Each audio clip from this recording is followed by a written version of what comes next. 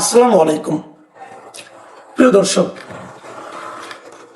আজ 11 গত 12 মার্চ যখন নাকি ত্রয়োদশ সংসদের প্রথম অধিবেশন শুরু হয়, সেদিনই কিন্তু অন্তর্বর্তীকালীন সরকারের যে অধ্যাদেশগুলি ছিল, মানে 133টা অধ্যাদেশ, সেগুলো সংসদে উত্থাপন করা হয় এবং সেদিন থেকে ঠিক 30 দিন পর্যন্ত সময়ের মধ্যে এগুলো হয় অনুমোদন করতে হবে, অথবা বাতিল করতে হবে, অথবা কিছু একটা করতে হবে।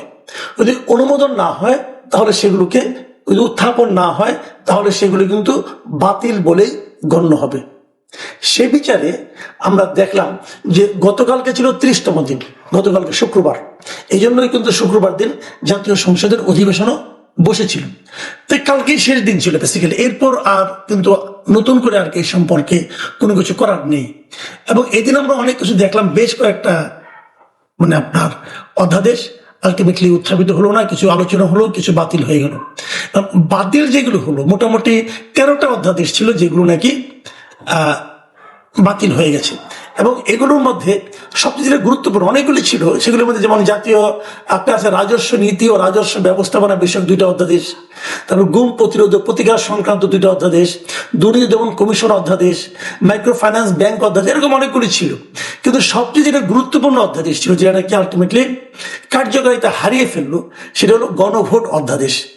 এই গণভোট অধ্যাদেশটা জারি করেছিল অন্তর্বর্তীকালীন সরকার, এবং এই গণভোট অধ্যাদেশের মাধ্যমেই কিন্তু যে প্রশ্নগুলো জাতির সামনে উপস্থাপিত করা হয়েছিল যে এগুলো নিয়ে গণভোট করতে হবে, সেই গণভোটে আমরা পরে দেখেছি যে প্রায় 70% মানুষ কিন্তু হ্যাঁ ভোট দিয়েছে, কেউ না ভোট দিয়েছে।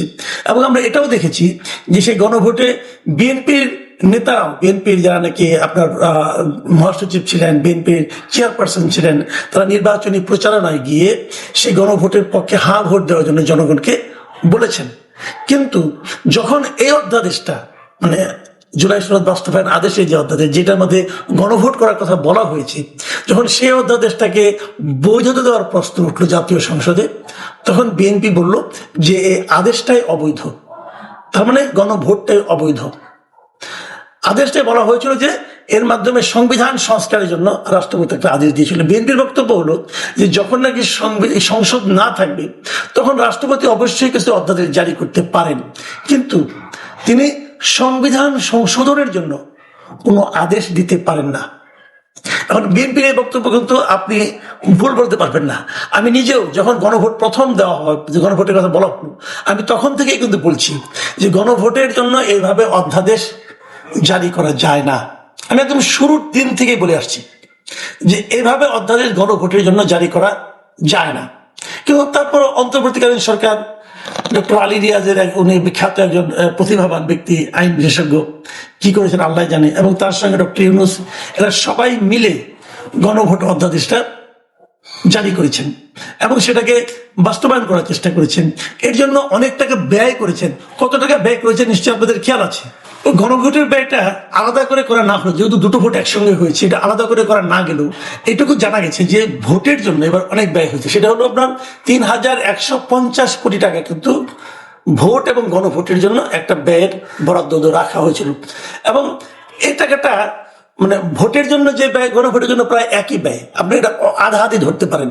যদি আধা আধি ধরেন, তারপর প্রায় 1500 কোটি টাকা ব্যয় হয়েছে এই গণভোটে। কেবল এটুকুই শেষ নয়, কিন্তু তারপরে এই গণভোটের জন্য প্রচারণা চালানোর জন্য বিভিন্ন মন্ত্রণালয়কে বরাদ্দ দেওয়া হয়েছিল 140 কোটি টাকা, যে এই টাকা দিয়ে তোমরা গণভোটের পক্ষে প্রচারণা চালাবা। সেই প্রচারণা আমরা দেখেছি। সেই প্রচারণা হলো তারা সবাই মাঠে নেমেছিল যে গণভোটের পক্ষে হ্যাঁ ভোট দেওয়ার জন্য। কেবল এখানেই শেষ না, বিভিন্ন ব্যাংকে, বিভিন্ন বেসরকারি প্রতিষ্ঠানে, বিভিন্ন আধা সরকারি স্বায়ত্তশাসিত প্রতিষ্ঠানকে বাধ্য করা হয়েছিল যে গণভোটের পক্ষে মানে হ্যাঁ ভোটের জন্য ভোট দেওয়ার জন্য। পরবর্তী সময় দেখা গেছে যে এই কোনো সরকারি কর্মকর্তা হ্যাঁ অথবা না ভোটের জন্য, মানে কোনো ভোটের কোনো কোথায় ভোট দিতে হবে এই সংক্রান্ত কোনো প্রচারণা চালাতে পারবেন না। যদি পারেন সেটা হবে, যদি সেটা করেন তাহলে সেটা হবে দণ্ডনীয় অপরাধ। তাহলে আমরা কি পেলাম যে একটা অন্যায় কাজ করার জন্য সরকার প্রায় 200 কোটি টাকার মতো ব্যয় করেছে, আর ওদিকে একটা অবৈধ কাজ করার জন্য, মানে যে জিনিসটা থেকে বৈধ এটা, সেটা করার জন্য প্রায় 1500 কোটি টাকা ব্যয় করেছে। কে করেছে? ইউনূস সরকার করেছে। করাটা কি ঠিক ছিল? তার হচ্ছে বড় কথা, এটা করাটা কি প্রয়োজন ছিল? এখন তো সেটা মানা হচ্ছে না। তারা যেটা করেছে, বিএনপি স্পষ্টতই বলেছে যে আমরা জুলাই সনদ বাস্তবায়ন করব, কিন্তু গণভোটে যেভাবে বলা হয়েছে সেভাবে আমরা করব না, আমরা আমাদের মতো করে করব। অনেকে বলছেন তাহলে 70% ভোট যে গণভোটে দিল, তাহলে জনগণের এই রায়ের কি কোনো মূল্য নাই? আমি আপনাকেই প্রশ্ন করি, যিনি এই অনুষ্ঠান দেখছেন তাকে প্রশ্ন করি, গণভোটের যে 4টা প্রশ্ন ছিল, আপনি কি ওই প্রশ্নগুলো বুঝে বুঝে ভোট দিয়েছেন? Simple question. আমার জানা মতে, আমার ধারণা মতে, এই গণভোটে যারা ভোট দিয়েছেন তাদের মধ্যে 98% বলবো আমি, তারা বুঝেনি নাই তাদের কি ভোট দিতে হবে, কেন হা ভোট দিতে হবে, কেন না ভোট দিতে হবে। কারণ ওখানে 4টা প্রশ্ন ছিল, 4টা প্রশ্নের জন্য একটা উত্তর। এটা আসলে ইম্পসিবল।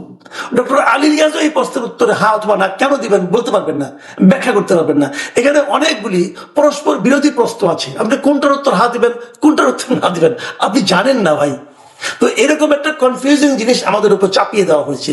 এখন যারা বলছেন, মনে করেন জামাত ইসলাম বলছেন, এনসিপি বলছেন যে জনরায় বাস্তবায়ন করতে হবে, কেন গণভোট বাস্তবায়ন করা হবে না, এর মাধ্যমে বিএনপি গাদ্দারি করতেছে। এর মধ্যে আবার দেখলাম যে নাহিদ ইসলাম উনি বিএনপিকে রাবণের সঙ্গে তুলনা করছেন। তারপরে আবার দেখলাম যে ঢাকা বিশ্ববিদ্যালয়ের 3 জন স্টুডেন্ট এর মধ্যে আমরণ অনশনের কর্মসূচি ঘোষণা করেছেন যে গণভোটের রায় বাস্তবায়ন করতে হবে। বাট কোশ্চেনটা হলো গণভোটের রায়টা কি? গণভোটের রায়টা হলো জুলাই সনদ বাস্তবায়ন করা, এবং জুলাই সনদ বিএনপি বলছে আমরা বাস্তবায়ন করবো, কিন্তু জুলাই সনদ বিএনপি কিভাবে বাস্তবায়ন করবেন সেটা নিয়েও কিন্তু একটা বিস্তর প্রবলেম আছে, বিস্তর একটা সমস্যা আছে। কারণ বিএনপি যেগুলোতে নোট অফ ডিসেন্ট দিয়েছিল, বিএনপি কি সেগুলিকে বাস্তবায়ন করবে? করবে না। আবার যেগুলোতে জামাতে ইসলাম নোট অফ ডিসেন্ট দিয়েছিল সেগুলোকে বিএনপি বাস্তবায়ন করবে? এটা নিয়ে কিন্তু একটা বিরাট একটা বিতর্ক। তো এখন এটাকে কিভাবে আপনি সমাধান করবেন? এবং চট করে যেভাবে জামাত ইসলাম এবং এনসিপি বলছে যে বিএনপি গণবিরোধী আচরণ করছে, সেটা কতটুকু আসলে আইনসম্মত, এটা নিয়েও কিন্তু প্রশ্ন উঠবে। এখন সব মিলিয়ে যে জিনিসটা বলা হচ্ছে যে পিপলস উইল, দেখেন আমি যেটা পার্সোনালি মনে করি যে এভাবে গণভোট করাই ঠিক হয় নাই, এটা প্রথম কথা। কারণ এর মাধ্যমে আপনি যেটাকে পিপলস উইল বলছেন, জনগণের প্রত্যাশা বলছেন, সেটা কতটুকু জনগণের প্রত্যাশা ছিল এটা নিয়ে আমার সন্দেহ আছে। মানুষ তো বোঝে নাই, মানুষ না বুঝে ভোট দিয়েছে, এবং সেরকম ভাবে এটা করা হচ্ছে যেন মানুষ না বুঝে। এটাকে যে সহজ করা যেত না, যেত। সেরকম করে যদি আপনারা করতেন তাহলে আমরাও এর পক্ষে নামতাম। আবার বিএনপি যেভাবে এই অধ্যাদেশ থেকে এটা বাতিল করে দিল, সেখানে কিন্তু আমার প্রশ্ন আছে যে এটাকে বাতিল এভাবে করার দরকারটা কি ছিল? আলোচনা করা যেত না? আলোচনা করে তো ব্যবস্থা করা যেত, এই ব্যবস্থাটা আমরা যা যা এখানে আছে সবই আমরা বাস্তবায়ন করব, কিন্তু এভাবে করব না। এটা নিয়ে কি আপনারা বিরোধী দলের সঙ্গে বসতে পারতেন না? না করে কি হচ্ছে, এখন পুরো বিষয়টাকে আপনারা রাজনীতির বিষয় নিয়ে আসলেন। ভাই এটা নিয়ে তো আমরা রাজনীতি চাই না, আমরা এমন একটা সংস্কার চাই যে সংস্কারের মাধ্যমে আমরা আরেকটা স্বৈরাচারী শাসন যেন না কায়েম হয় সেদিকে যেতে পারি। কিন্তু বিএনপি গত কয়েকদিনে যে সমস্ত অধ্যাদেশগুলি গ্রহণ করেছে, যেগুলো বাতিল করেছে, এই সব মিলিয়ে মনে কি হচ্ছে যে বিএনপি একটা দুর্দান্ত গণতান্ত্রিক পদ্ধতি দিকে যাচ্ছে? সেটাও কিন্তু মনে হচ্ছে না। আমি কিন্তু বিএনপির কর্মকাণ্ডে, বিএনপির আচরণে স্বৈরাচারী শাসনের কিছু কিছু নমুনার শুরুটা দেখতে পাচ্ছি। এটা কতদিন চলবে, কিভাবে চলবে আমি জানি না, কিন্তু একটা সরকারের বড় 2 মাস হয়নি, এখনই যদি তাদের কর্মকাণ্ডের কারণে মানুষ আবার রাস্তায় নেমে আসে। দেখুন একটা কথা আমি বলি, বিরোধী দল বলতে এখন কারা আছে? জামাত আছে, এনসিপি আছে। জামাত তো বিএনপির একসময় পার্টনার ছিল, আওয়ামী লীগ তো নাই মাঠে। তো যেখানে আওয়ামী লীগ নাই, জামাতের মতো একটা দল বিএনপির প্রতিদ্বন্দ্বী হিসেবে আছে, তো তাদের সঙ্গে একটা শান্তিপূর্ণ সহাবস্থানে থেকে এই জুলাই সনদ বাস্তবায়ন করতে বিএনপি কেন পারলো না, এটাও আমি বুঝতে পারি না। হয়তো অনেকে বলবেন যে 2 শতাধিক আসন পেয়ে গেছে, নিরঙ্কুশ সংখ্যাগরিষ্ঠতা পেয়ে গেছে, কাজে ক্ষমতার একটু দাপট তো থাকবেই। হ্যাঁ, সেটা অবশ্য কথা ঠিক, কিছুটা ক্ষমতার দাপট অবশ্যই থাকবে, কিন্তু সেই ক্ষমতার দাপট একটা জনপ্রিয় সরকারকেও কোথায় নিয়ে যায়, কোথায় নামিয়ে নিয়ে যায়, সেটা তো আমরা খুব বেশি দিন আগে না, অল্প কিছুদিন আগেও দেখেছি। কাজেই ইতিহাস থেকে সবাই আশা করি শিক্ষা নেবেন, যদিও কেউ নেয় না বলে আমরা ইতিহাসেই দেখি।